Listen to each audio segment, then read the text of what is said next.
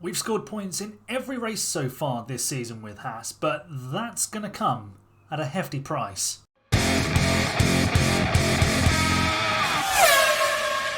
Hello folks, and welcome to episode 9 of F2 Champions Only with Haas, and we're gearing up for the Canadian Grand Prix, where it's going to be a bit expensive before we even arrive in Montreal. We need to emergency manufacture some car parts, so we haven't got enough rear wings. This one's failed, and well, we need to manufacture 2, and we'll have one for each driver. So there we go, new rear wing. So we've now got 2 of the newest rear wing. We're getting stuck straight in to the business that we need to do today, and we also need to do the front wing.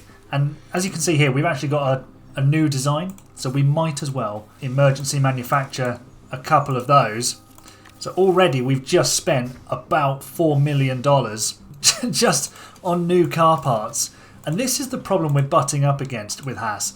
We just simply can't keep up with this rate of development and the factory facilities that we have. So we are upgrading the factory so that our project capacity for manufacture is 3, which does help. It's still not great, but it does help. If we have a look at the development, I mean, we could have developed some more there. You might as well have the parts. We might as well spend the money, get the points, bag it, and make sure we get the points and the money in the Constructors' Championship. So once we get Factory Level 2, this will all sort of settle down. We are also set for rain during Saturday. Don't know whether that's coming in practice or in qualifying, so we'll have to keep on our toes and respond to that. What else has been going on? Not a huge amount. Have I set the race targets? I have not. This is where we're getting all the... Basically, what we're doing is we're getting a load of money through the sponsorship targets and then spending it all on emergency parts. I'm going to head off to practice, make sure we get plenty of confidence in the setups, and then I'll see you in qualifying, where it might or might not be wet. Just one thing to tell you before we head into qualifying. We do need to take the first of probably many grid penalties with Nico Hülkenberg. If you remember back to Jeddah, where he smashed the car up completely during qualifying, he ruined the gearbox, basically destroyed the engine. The ERS wasn't particularly in good condition either. This ERS is no longer really race worthy, so we're going to take the first new ERS component for the Hulk, and that'll probably set him back 10 places on the grid. You're joining me at a dramatic moment in Q1. The rain is on the way, and we've now got a red flag. I'm not sure what's happened. I think one of the McLarens might have crashed. Oh, I think they've taken out a Red Bull as well. Yeah, Perez has crashed into a McLaren that's crashed into the wall of champions. It's Piastri, who's then been hit by Sergio Perez, who claims he had nowhere to go. So this has eliminated 2 cars, and there's going to be rain as we restart the session. So let's fast forward time, see what the rain is doing ahead of the conclusion of qualifying. Well, some drivers are going to have to go out on inters. So they're completing laps, but they're not going to be anywhere near as quick as we were because it's now wet. And was that Verstappen in there? He was in the bottom 3 now for a moment, but he's only 10th. Well, that is something, and it's essentially the usual suspects going out, but we're through. So I'll see you in Q2. Sainz, Russell, Gasly all in the bottom 5. Verstappen only 10th. We're setting personal best, but the rain is returning. We might just get away with this. Hulkenberg goes 4th. That's good. It was a yellow final sector. Drogovic stays 6th. Verstappen's in 11th. And in the pit lane. The Dutchman's out. Oh, he's leaving the pit lane. Don't leave now. It's only going to get worse. Track's only getting wetter. No one's improving. Verstappen's now 12th. Russell's 15th. Verstappen sneaks into 9th. Whew. He's a lucky boy. It's essentially a rerun of Q1 then in Q3. The rain is coming almost immediately. So we're just going to send our cars straight away. Drugovich will get the tow from Hulkenberg. I will ask him not to fight his teammate. Following our two drivers through the first sector, Drugovich actually faster than Hulkenberg, which is, I don't know if that's good or not, because if Hulkenberg qualifies ahead, that's one less position that he loses, and Drugovich will gain anyway, even if he qualifies behind his teammate. So, yeah, Drugovich being faster at the moment, not particularly helpful. Alonso, though, very fast. Purple in both sectors. Here comes Hulkenberg then. He goes top of the times. Drugovich beats him by almost 0.2 of a second. And the rain is about a minute away. We can have a red flag now. Oh, if we could have had a red flag then, that would have been great. But we are dropping down the order. Alonso and Leclerc and Verstappen all going faster. But fourth at the moment for Drugovich. That's insane. Okay, fifth. It now becomes sixth. It's an all Aston Martin front row. What's Hamilton got? We know the Mercedes is a dog at this stage of the season. He goes fifth. So P7 for Drugovich. Hulkenberg will probably start 19th. That's hardly a surprise, but it could have been a lot better. Work to do in the race then. It is indeed a 10 place grid penalty for Hulkenberg, but he starts 18th. I think that's because of the funky way that they apply grid penalties. Obviously, Piastri getting his after us, he would have been promoted, and then he has to be demoted to last. So, yeah. It's just a quirk of the rules. I'm going to do the strategy and then I'll talk you through it. Okay, strategy set. Soft, medium, soft with Drugovich. Going aggressive. Hopefully a safety car or something comes out at a nice time for him. But we're also going really long into this race with Hulkenberg in the hope of a safety car that comes out and kind of helps his strategy as well. So depending on if a safety car comes out, where it comes out, it could completely make our race or it could break our race. It's going to be tricky for Hulkenberg to continue his point scoring, but I think we're in a good place with Drugovich. Yes, we're going on a two-stop, and the tyres will probably get quite warm, but hopefully he'll have some free air in which he can push and put the pressure on the rest of the field around him. So let's see how this goes. Let's do a motor race. Well, didn't think I'd see two green cars at the front of this grid, but we've definitely got 5 red lights. The lights are out. The race is on, and we're immediately looking for Felipe Drugovich. There he is, moving across to protect the position from Esteban Ocon, although Ocon will probably sneak up the inside here. That's just the way F1 Manager works. The magic inside line of F1 Manager costs us a place, but Hulkenberg is already up 2 spots. I think the McLaren is going to recover that position. Although we're just going to go side by side. It's fine. We'll just go side by side everywhere. Drugovich is being crashed into. What the hell has happened there? Now he's got damage to the rear of the car. We couldn't have cut to it at a more opportune time. Ocon has just destroyed us. Oh my... Wow. We were flying there for a second. The car was off the ground. And strangely, we've got damage to the rear wing. Well, that ruins everything, doesn't it? Why is it that every time we emergency manufacture something, it gets damaged? And now the tyres are screwed as well.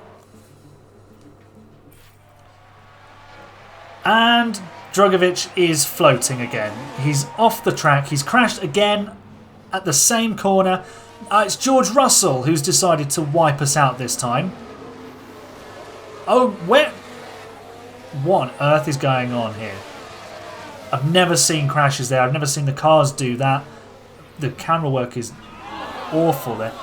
Why are they showing it the garages of the teams that aren't us? Some good news at last. Nico Hulkenberg is making some moves forward. He's just passed Lando Norris for P15. Points are going to be a stretch, but we can really give it a shot here with the German. We have a safety car. I think Lando Norris has... Oh, it's nice. Is it Piastri's crashed again? He crashed in qualifying into the wall of champions, and he's done it again in the race. And Norris has gone wide. Oh, what a final corner for McLaren. My gosh. Zach Brown must be combusting because his two drivers have both made a mistake. One's gone off the track, one's gone in the wall. And now we have a safety car. Drugovich at least gets to catch up. We'll save fuel. What do we do with Hulk? You know what? I think we put on another set of hards because they're holding up pretty well temperature-wise, not wets. And then, yeah, we can go like super aggressive on the tyres as well. Okay. I think we go with that for Hulk. We've got green flags and a green car at the front. The race is back underway. We are 14th and we are absolutely going for it with Hulkenberg.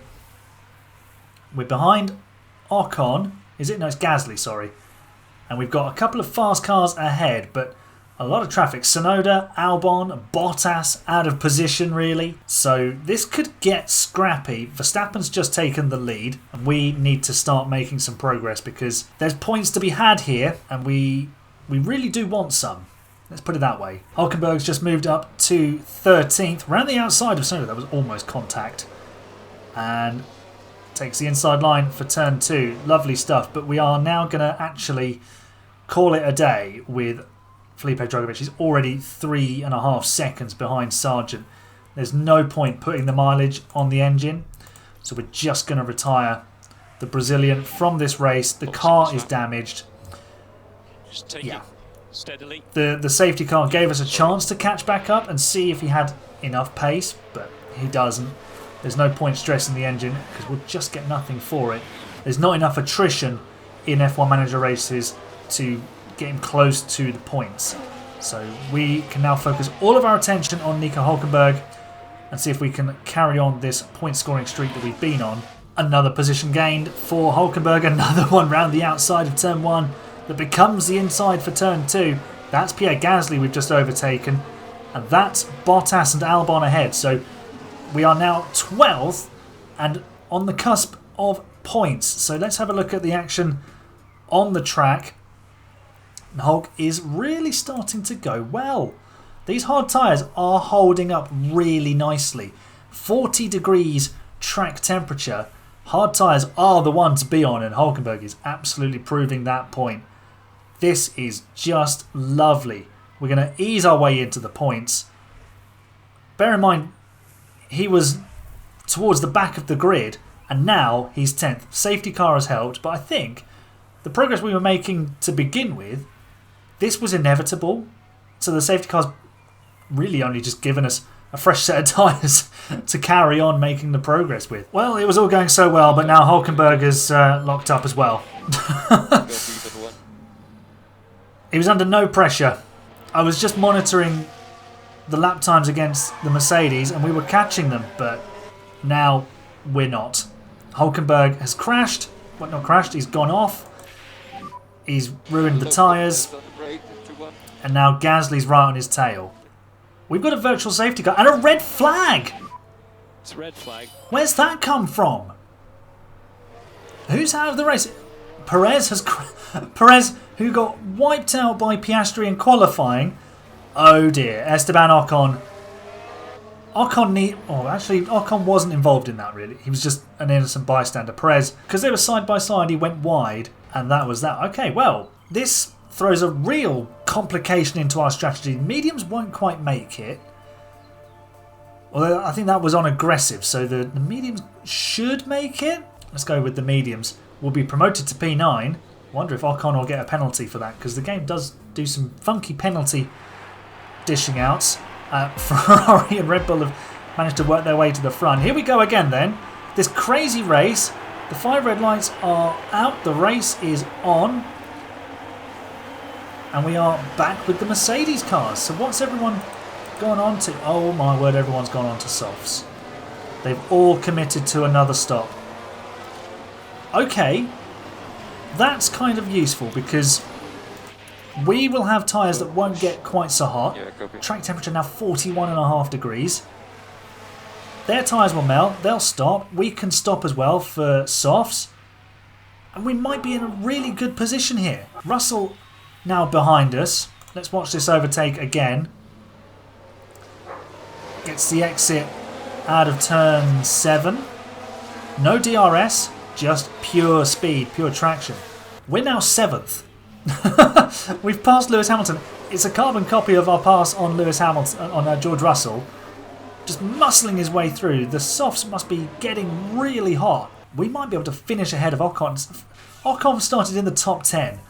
How on earth are we going to finish ahead of him in this race? This is mad. Honestly, the complete bad luck that we had with Drugovich earlier on is being repaid here, I feel. Sadly, it's not to Felipe Drugovich. It's going the way of Nico Hülkenberg. But the team is going to get the benefit of it. Hülkenberg looking for a way through into the chicane where Drugovich was getting assaulted earlier in this race. Unable to find a way past Ocon, who is notoriously difficult to overtake. That said, we're just going to drive past him with DRS. Love it. Interestingly, I thought the AI was going to commit to a stop. Look at the tyre wear. We're pushing on our mediums, but the AI, I think, are babysitting their softs. That's why we've made progress right now.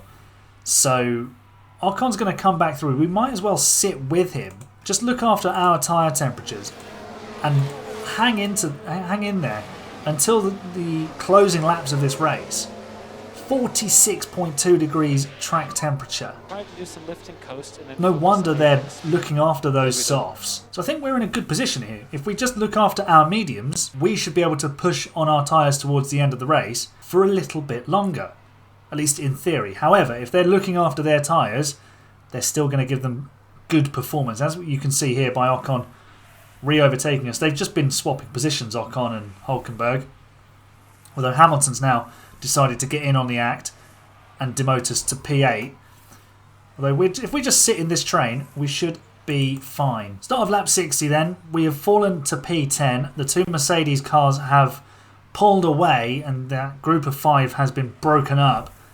Hülkenberg is actually sending it on Ocon, which I'm very much a fan of. So if he can keep doing that and make the move stick, excellent stuff. Hülkenberg up into P9. Please don't kill us, Ocon. Thank you. We'll both get DRS because Gasly's right in front of us. Tyre-wise, the AI, basically as we were finishing that last bit that I was telling you about, they just went for it on their tyres because they now know that they can get to the end. So we can push a little bit more. We're now up to P8. I wonder if we'll be able to catch the Mercs. Their tyres will drop below 50% and then we'll have a few laps where we'll be a bit quicker. The gap's only a second and a half. We might even catch them just on general pace. So 10 laps to go. There's still a chance to perhaps finish 6th or 7th in this race. We must, though, finish 8th. We must beat both Alpines because if we finish 8th, both Alpines in the points still can't score more than us, basically. And that's the minimum we need to achieve after what Ocon did to Drugovich earlier on. We're now P7. Hülkenberg's past Russell. Russell, I think, lost 2 places on this lap. Hamilton, I think, came past. And then Hülkenberg pounced at the hairpin. And as long as we've still got DRS on Hamilton, we should be okay. It cuts off before it shows us. I'm not sure if we... Oh, we do, actually. And I wanted to harvest into turn 1. And we just need to deploy. Make sure we stay in touch with Hamilton. Because if we can do that... I don't think we have, you know. But Russell isn't close enough. We've closed up down the straight. We've got no ERS, but we'll have DRS. Yeah, copy that. With which to follow Hamilton. Max Verstappen's starting the last lap. He's got... Wow, look at this. Maybe we should have watched this the entire race. Leclerc, Alonso and Verstappen all at the front. But we're worried about this battle. 4 drivers could finish in P6. We're just going to... No, I don't really want to overtake here, Hulk. No, we don't really want to overtake here because there's lots of DRS zones with which Hamilton could get us back. Don't go past. Not yet, at least. Right, now... Oh, it didn't conserve the tyres. Okay, now we're going to attack. Now we're going to push. Let's catch him. We've got the line we want. We're forcing Hamilton wide. We're into P6. What a performance from Nico Hülkenberg. We finished 6th in Spain. Are we going to back it up with another one? Hamilton's not close enough. We're deploying the battery. We're pushing the engine. We're attacking on the tyres. And we are on the way to P6. Verstappen has somehow held off 2 drivers on the final lap to win this thing. Sainz in 4th. Stroll comes home for P5. We could really have caught Stroll, but Hulkenberg, P6. Amazing. He had a 10-place grid drop and started 18th. Drugovich was killed twice in the opening 3 laps by opposition drivers with their cars. He had to retire from the race. A red flag and a safety car in this race, and we've somehow come out with 6. We've beaten the Mercedes again. Alpine not in the mud, but only 3 points for them. We've managed to extend our lead on Alpine again. Absolutely fantastic. Brilliant, brilliant, brilliant result. Haas doing well, getting more points. Maybe, and bear in mind I'm recording this the day after the Australian Grand Prix, maybe Haas do well when their team principal's name starts with the letter A. Driver of the day, no doubt, is Nico Hulkenberg, up 12 places to finish 6th. Commiserations to Felipe Drugovich. His race was ruined on lap 1 by Ocon, who was being just a bit of a nutcase on the opening lap. That's racing, sadly. That is racing. Constructors' Championship then. We are now 12 points clear of Alpine. We've opened the gap up by 5. And when we're scrapping over just sort of 8th, 9th and 10th, 5 points is huge. Mercedes only scored 2 more points than us, and they scored points with both cars. So we are doing a great job. If we continue on this trajectory, and we get Drugovich up there with Hulkenberg, we could genuinely put Mercedes under pressure. That would be unbelievable. Hulkenberg now 37 points in the Drivers' Championship. Sadly, Felipe Drugovich still only on 5, but still 12th in the standings. So somehow he's only 2 points behind Gasly. So he's still doing a great job, isn't he? But all credit goes to Nico Hulkenberg, bringing out the performance when we needed it. A bit of a mad race, but he's come home and secured the bag for P6 again. So after that race, I'm going to need to go for a lie down. But you can make sure you leave a nice big thumbs up on the video for me. Subscribe down below for more F1 Manager content. And I'll see you in the next race, which is Austria. You're the best, fans. See you next time.